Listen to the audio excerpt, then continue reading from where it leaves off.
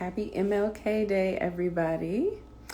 I'm also celebrating Coretta Scott King, of course, because she continued on his legacy even when she could have chose to do otherwise, even when she could have and maybe should have taken time to grieve her loss. She was out there getting work done. And for that, I am grateful to both of them. I can promise you today is not going to be as upbeat as I normally am, but I do want to welcome you to Money Monday. I am here today with a purpose, and I'm stating what's on my heart. And as you all know, or some might not know, Money Monday was intended to offer everybody access and opportunity to talk to a licensed attorney, to talk to a financial advisor, somebody who has a deeper knowledge and understanding of finance, personal finance, and wants to give back to the community, wants to inspire change, wants to do her part to make a change while she's here.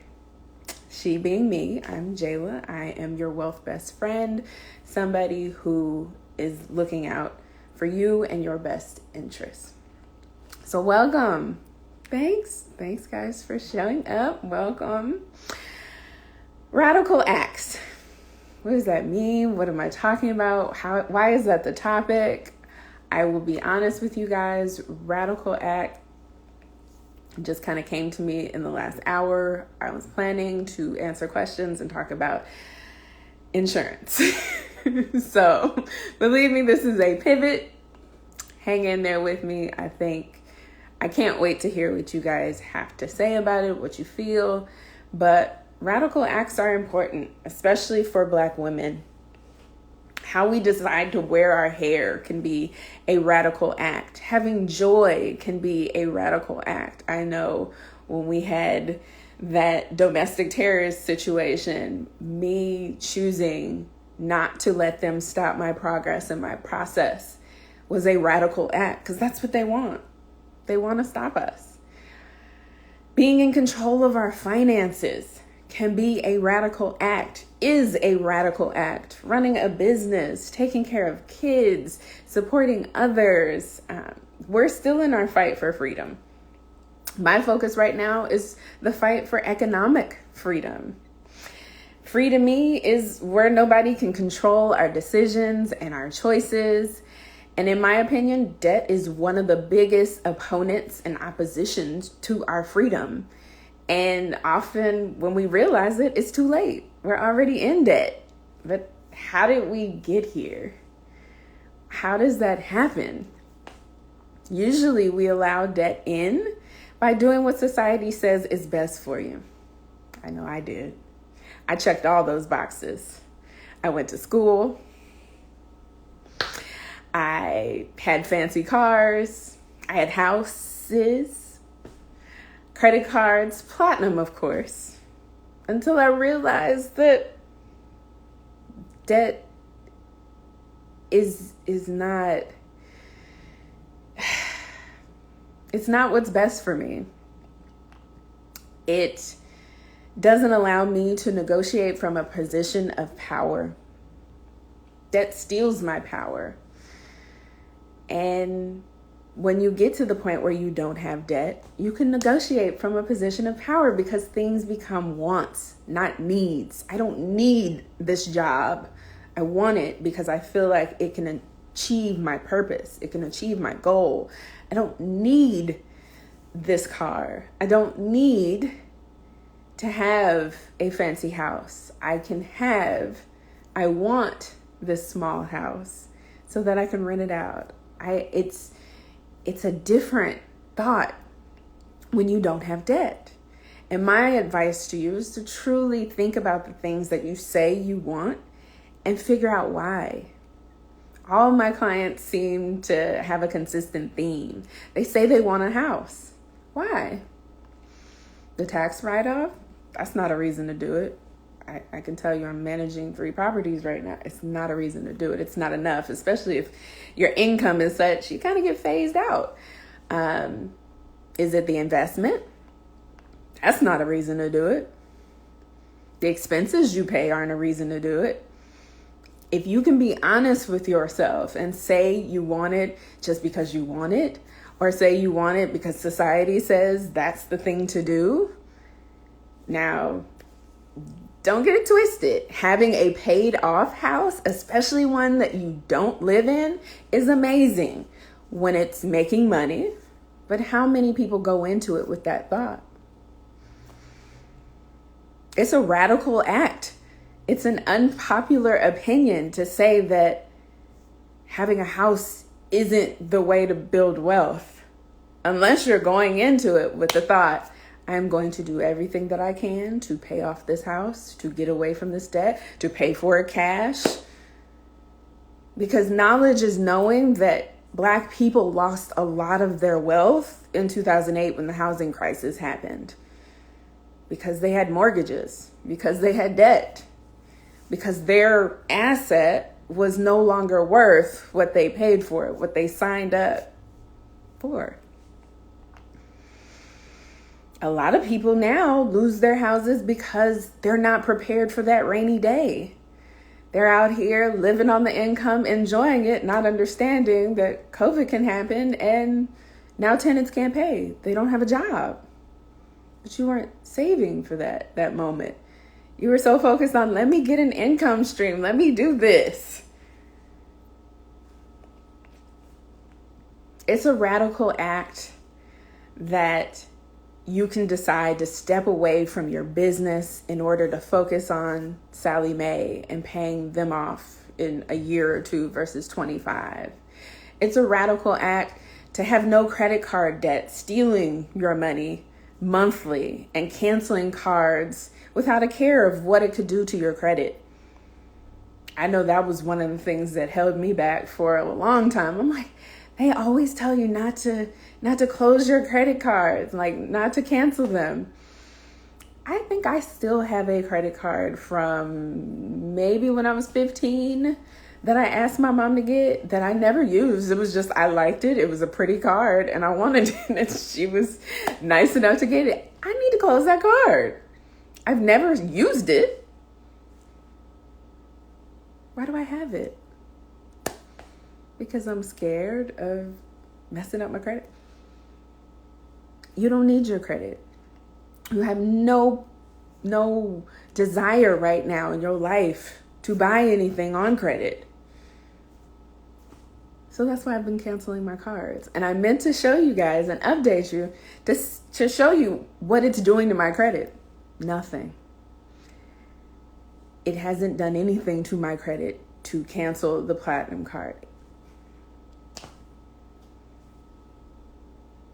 And even if it did, like I said, I don't need my credit right now. I'm not trying to buy anything. My thought process is radical acts. And that radical act to me is being debt free.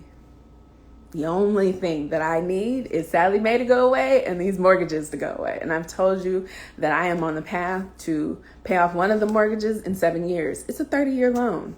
I'm focused. I'm sacrificing. I'm doing the work. It's important to have an advisor who has been there, done this. I'm still looking for somebody who can understand my life. I would love to have a financial advisor to talk to about this, but everybody I've met is just the one-liners.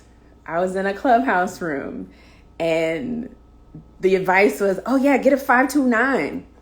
Trying to save for a child's education, get a 529. Whenever you're dealing with somebody giving you advice, it's still work that has to be done on your part. Critical thinking is necessary. 529s are great for select people. They have plans where you're prepaying tuition. That assumes that you know your child is going to get into that school. They have plans where you're saving strictly for education and you can only use it for education. What if your child doesn't want to go to secondary school? You can use it for K through 12 now, but are you paying for that? Because most of us are in public schools. There's also a whole bunch of tax ramifications to 529 accounts. What happens when you change beneficiaries if that beneficiary isn't on the same relationship level as you? It's not easy. Nothing that you are taking on financially is easy. You need to know the tax. That's why it's very important that you have a CPA or have somebody with knowledge of taxes on your team, because normally taxes is what gets you in trouble.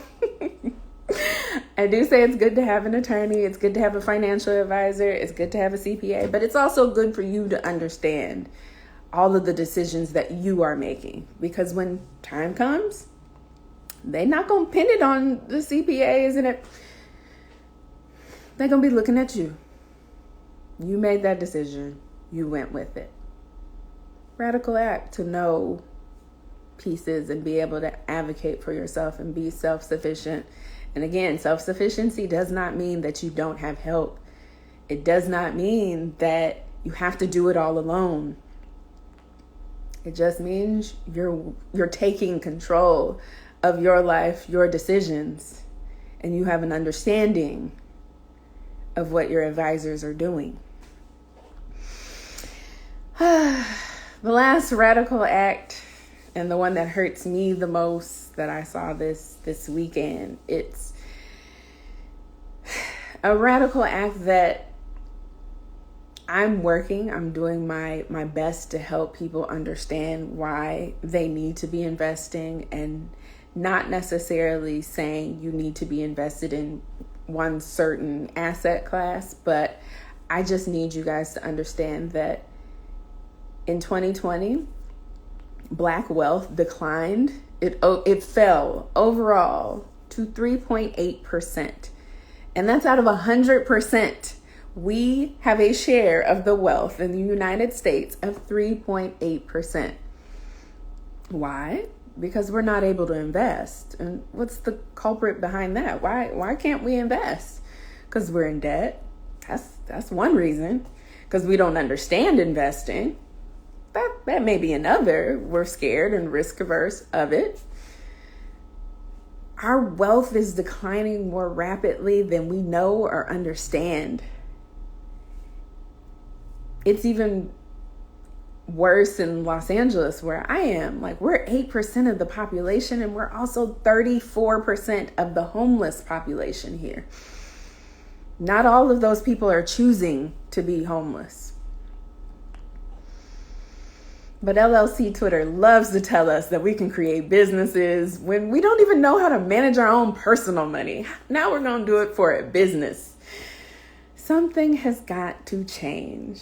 And we can't take the easy way out. We have to learn. We have to understand. We have to ask questions. And we have to do what is personally best for us. It's called personal finance for a reason. And that's why I despise giving general advice to that. What works for you may not work for me, may not work for the next person, but something works for you. And you have to find out what that is, and you have to find someone who can help you do what you want to do. I'm almost done, y'all. You know, MLK Day, like I said, it hit me. It came out of nowhere. Radical acts. I was supposed to be talking about insurance today. So today's tip, because you know it's Money Monday, we got to do a tip. Stop believing that investing in the stock market is hard or risky. Stop believing that debt is the way out. Stop ignoring your finances and make a change. We need you to be in a financially better position to model what's possible. I have friends making hundreds of thousands of dollars a year, and that helped me see, I'm playing small. It's no jealousy. It's no envy. It's just, it's possible. Radical act. It is possible. It's not going to happen overnight. It could take years to get out of debt, to learn what you need to know, but do it anyway. I'm going to try and get back. I don't want to be preaching, but my other advice to you, maybe it'll get you riled up as much as it got me riled up. Watch One Night in Miami. Yes, it's fictional, but it is good. As much as I didn't like how Sam Cooke chose to and had to move, I love his financial strategy. I love it. It is my goal in life to be able to do something similar. No spoilers. But just know I'm going to do more writing this year.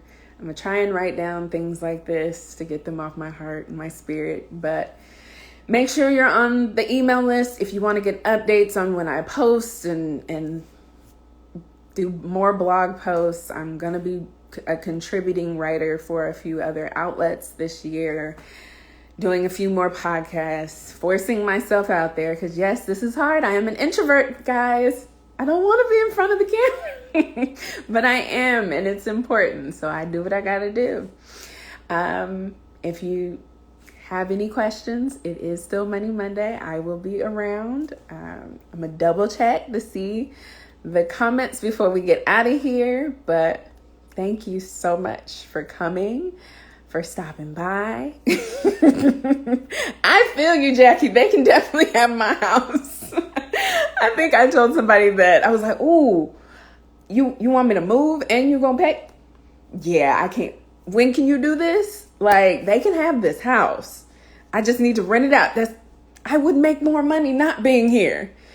But I see that. Some people are deeply attached. You try and tell my grandma to move and how much money she can make, she ain't moving. She don't care at all. Thank y'all. I'll see y'all next week for Money Monday. Hopefully we'll chat about insurance and all of that. But for today, radical acts. Go out there, be radical, y'all. Bye.